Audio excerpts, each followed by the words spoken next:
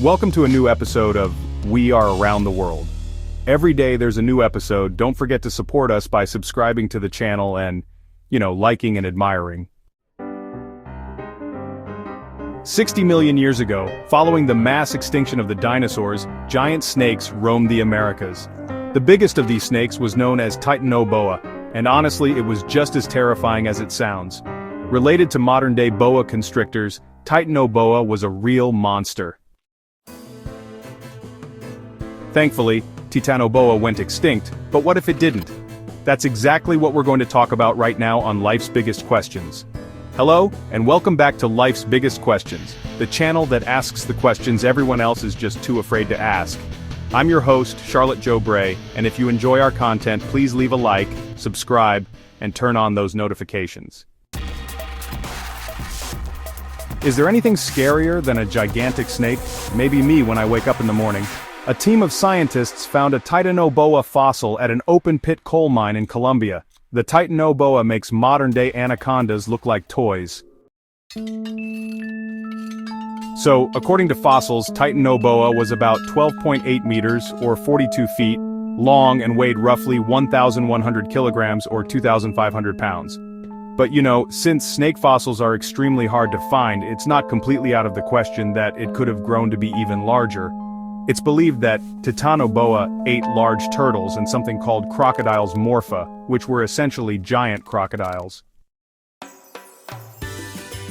The Titanoboa lived in what is believed to have been the first recorded neotropical forest that ever existed, where Central and South America are located today. So, how did Titanoboa get so big? Well, back during the Paleocene era, the Earth was quite a bit warmer.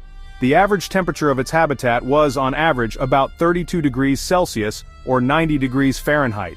This warm climate allowed cold-blooded snakes to grow very large, much larger than any snake we currently know of, even to this day. As you move away from the equator, ectothermic animals, they actually decrease in size. Titanoboa became the rainforest's top predator, and honestly, for good reason. It is, without a doubt, the biggest snake to ever have lived. Titanoboa killed its victims using asphyxiation, where it wrapped itself tightly around its prey and squeezed until its prey, suffocated. Once you're in Titanoboa's mouth, there is just no escape. Row upon row of sharp, curved teeth that point to the rear of its mouth keep the prey moving toward the stomach. Titanoboa slithered around in water and swamps, but thankfully it began to go extinct toward the beginning of the Miocene era. But now that you know a little about Titanoboa, let's talk about what would happen if it ever went extinct in the first place. First things first, because Titanoboa would need to live in warmer climates, it would only be able to survive in rainforests near the equator. This would be good news for everyone who lived farther north or south of the equator. It would, however, mean bad news for any Central and South Americans that lived anywhere near the habitat of the Titanoboa. Indigenous people in the area, like the Aztecs and the Incas, probably would have regarded Titanoboa as a god and would have made sacrifices to it. That is, if Titanoboa didn't prey on them. Perhaps the Incas or Aztecs wouldn't have even existed, as sighting a Titanoboa would mostly happen near water. The only way for forest-dwelling people to escape it would be to build their homes in trees. The entire history of Central American indigenous peoples might be, completely different in modern times. They would, of course, be hunters who would try to track down Titanoboa for various reasons, perhaps even for food. Titanoboa meat would be considered a delicacy, one that food connoisseurs would be eager to put on their plates. But catching a Titanoboa would not be easy. Navigating the difficult swampy terrain of the rainforest would be, needless to say, really hard. But one thing you could do to lure it close would be to set a trap. Crocodiles, were actually the Titanoboa's main food source. They also lived until modern day. So you could, set a trap with a crocodile and just wait for a boa to come to you. Once it devoured its meal, like most snakes, it would be tired and less likely to attack. This would really be the perfect time to strike, honestly, at the same time. There would be countless books and television shows made about the Titanoboa.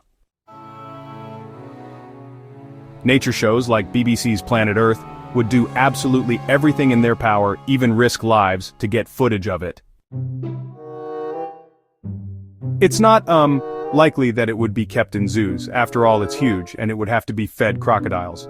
No one knows exactly why Titanoboa went extinct.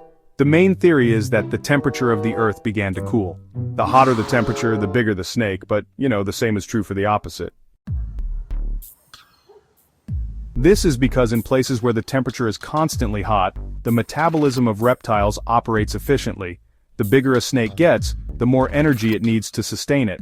Once the global temperature began to drop, the Titanoboa's metabolism could not adjust, and eventually it went extinct. And I'm not mad about it, I don't know about you, but even small snakes scare the crap out of me.